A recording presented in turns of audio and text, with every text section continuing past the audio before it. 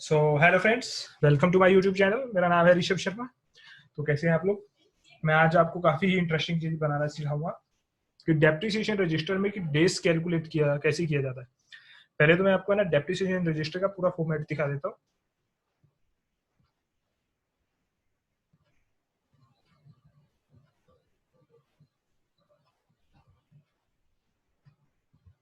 देखिए, ये depreciation register का पूरा फॉर्मेट है। मैं अभी इस पर कुछ वर्किंग कर रहा था, तो लेकिन इस पूरे फॉर्मेट की अगर मैं वीडियो इकट्ठी बनाऊंगा तो इस पर काफ़ी लंबा टाइम लगेगा। तो मैं इसको कुछ पार्ट्स में बनाऊंगा। तो सबसे पहले जो मेन मेन चीज़ें हैं ना, मैं आपको उसके फॉर्मूलाज कैलकुलेट करना सिखा रहा हूँ। जैसे कि सबसे पहले मुझे यहाँ पे कैलकुलेट करना है नंबर ऑफ डेज। तो वो नंबर ऑफ डेज कैसे कैलकुलेट होंगे तो वो मैं आपको आज बताऊंगा। तो सबसे पहले मैंने इसलिए दूसरी शीट पे वर्किंग कर रहा हूँ, नंबर ऑफ डेज कैलकुलेट कैसे किए जाएंगे। तो ये वो शीट है। देखिए, नंबर ऑफ डेज कैसे कैलकुलेट किए जाते हैं डेप्रिसिएशन रजिस्टर में। या तो हमें प्रॉब्लम कब आती है, जब asset mid of the year में एक्सपायर हो रही है या मिड ऑफ द ईयर में खरीदी जा रही है। इन दो टाइम हमें जो है डेज को कैलकुलेट करने में डिफिकल्टी होती है। अब देखिए, जैसे कि मैंने यहाँ पे डेट 16 मई 2019 को खरीदी। तो 16 मई 2019 को खरीदी तो mid of the financial year में खरीदी। तो देखिए 321 दिन यूज हुई। इसने मुझे क्या आंसर दे दिया कि 321 दिन आपकी एसेट जो है वो यूज हुई। और जैसे ये 15 मई 2022 को खत्म भी हो रही है एसेट, इसकी वैल्यू खत्म हो जाएगी 15 मई 2022 को, तो ये भी मिड ऑफ द ईयर हो रही है। तो कौन से फाइनेंशियल ईयर में हो रही है? 2022-23। तो 2022 देखिए, इसने मुझे यूं बता दिया कि 45 दिन इस फाइनेंशियल ईयर में चलेगी। और मैं नॉर्मली कोई भी और भी फाइनेंशियल ईयर ले लेता हूँ तो उसमें कहेगा जी ये 365 दिन चलेगी। तो ये डेज कैसे कैलकुलेट किए, थोड़ा सा लेंथी फॉर्मूला है, बट ध्यान से देखोगे तो समझ आ जाएगा। तो सबसे पहले यहाँ पे मुझे चाहिए लाइफ ऑफ दी एसेट। जैसे ऊपर मैंने 3 ईयर डाला तो मैं यहाँ पे डाल देता हूँ 5। तो देखिए मैंने 5 डाला तो उसके साथ ईयर अपने आप आ रहे हैं। तो इसको मैंने क्या करा, सबसे पहले मैं कंट्रोल 1 प्रेस करूंगा, कस्टम में आऊंगा। कस्टम में आने के बाद यहाँ पे जनरल लिखा होता है, तो उस जनरल को हटा करके मैं यहाँ लिखूंगा 0 space double inverted coma start करूंगा, उसमें लिखूंगा year and double inverted coma बंद। तो देखिए 5 ईयर आ गया।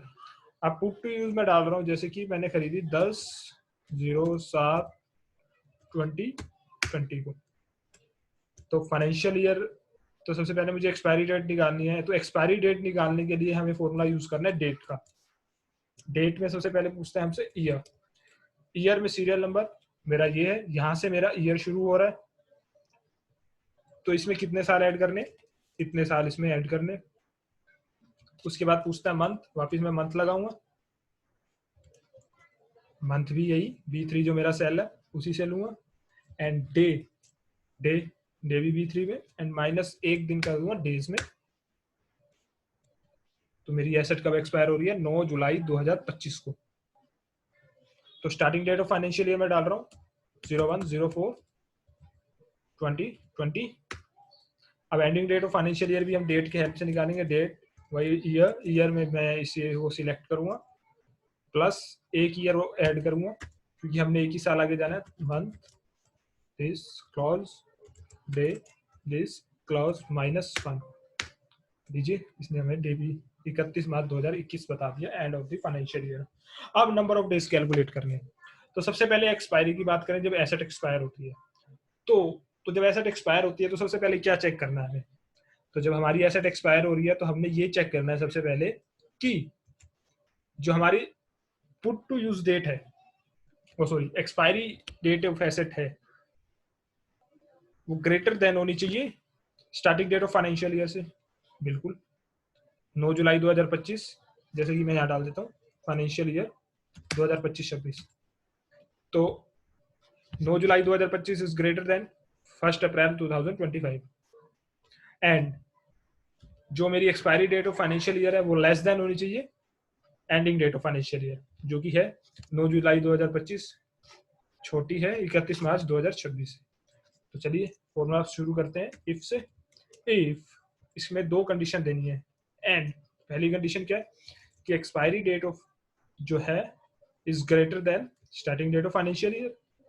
सेकंड कंडीशन इसमें मैं क्या दूंगा, expiry date is less than ending date of financial year. अगर ये दोनों चीजें मेरी प्रूव हो रही हैं तो इस केस में क्या करें, expiry date of asset minus starting date of financial year, और उसमें एक दिन को ऐड कर दे दीजिए। कितने दिन चल रही है, 100 दिन। आप देख सकते हैं अगर मैं यहाँ पे नॉर्मली कैलकुलेट करूँ, दिस माइनस दिस प्लस 1, 100 दिन ही आ रहे। अब सेकंड कंडीशन क्या देनी है मुझे, मान लीजिए नेक्स्ट फाइनेंशियल ईयर आ गया, आपकी एसेट खत्म होगी। वैसे यहाँ फॉल्स दे रहा है, अगर कुछ और होता तो ये पूरे 365 दिन कैलकुलेट करता। तो मुझे इसके लिए भी एक कंडीशन देनी है, तो वो कंडीशन मैं क्या दूंगा, इफ मेरी एक्सपायरी डेट ऑफ एसेट जो हो लेस देन हो starting date of financial year से, सॉरी एंड के साथ देंगे एंड, क्योंकि दो कंडीशन ही देनी है इसमें भी।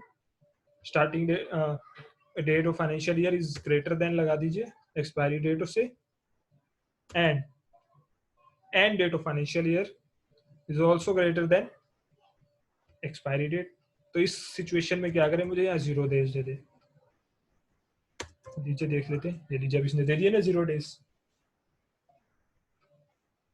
अब ये आगे की कहानी होगी जब एक्सपायर। अब जब खरीदते समय की कहानी देखते हैं, खरीदते समय में मुझे एक चीज सिचुएशन और देनी है। जैसे ये 10 जुलाई 2020 को खरीदी है, तो गलती से भी कोई फाइनेंशियल ईयर यहाँ 2019 डाल देता है मान लीजिए, तो इस कंडीशन को भी हमें फुलफिल करना है। क्या करना है इसमें, इफ मेरी जो पुट टू यूज है, मतलब जो हमने परचेज करी है जिस डेट को, वो अगर बड़ी है starting date of financial year से, इसमें भी सॉरी एंड का कोई यूज होगा, एंड का फॉर्मूला लगा दूंगा आगे। और सेकंड कंडीशन क्या है, और पुट टू यूज जो है मेरी बड़ी है ending date of financial year से। तो इस सिचुएशन में क्या करें, मुझे यहाँ पे भी 0 डेज दे दे लीजिए। अब इसने यहाँ पे भी मुझे 0 डेज ही दे दिए। अब मेरी आती है परचेज की, जिस फाइनेंशियल ईयर में परचेज किया है उस फाइनेंशियल ईयर में इसको कैसे ट्रीट किया जाए। तो उस सिचुएशन में क्या करेंगे हम, वापिस मैं आ रहा हूँ उस सिचुएशन में। उस सिचुएशन में हम क्या करेंगे, सबसे पहले हम लगाएंगे वापिस से इफ, सारी कहानी इफ से ही है तो हम यहाँ पे भी इफ फॉर्मूला को ही यूज करेंगे। तो क्या होगा पहले, इफ, तो सबसे पहली कंडीशन मुझे ये देनी है कि जो मेरी पुट टू यूज की डेट है, यानी कि जो मेरी परचेज की डेट है, अगर वो बड़ी है starting date of financial year से, यानी कि this is greater than starting date of financial year. तो इस सिचुएशन में ये क्या करे, ending date of financial year minus कर दे डेट ऑफ परचेज और उसमें एक दिन ऐड कर दे। अदरवाइज मेरा नॉर्मल काम ending date of financial year minus starting date of financial year plus 1, लीजिए मेरा हो गया काम। अब मैं जैसे यहाँ पे डालता हूँ 2020 265 दिन एसेट यूज हुई, एंड मैं यहाँ करता हूँ 6 कर देता हूँ, 295 दिन मेरी एसेट यूज हुई। 2021 में आता हूँ 365 दिन यूज हुई। 2022 में आता हूँ 365 दिन यूज हुई। 2023 में आता हूँ, क्योंकि 2023 से 2024 में जाएंगे तो वहाँ पे एक दिन ज्यादा होता है, क्योंकि 29 दिन होते हैं फेब में, इसलिए 366 दिन हुए। 2024 में आऊंगा तो 365 दिन, 2025 में आऊंगा तो 70 दिन।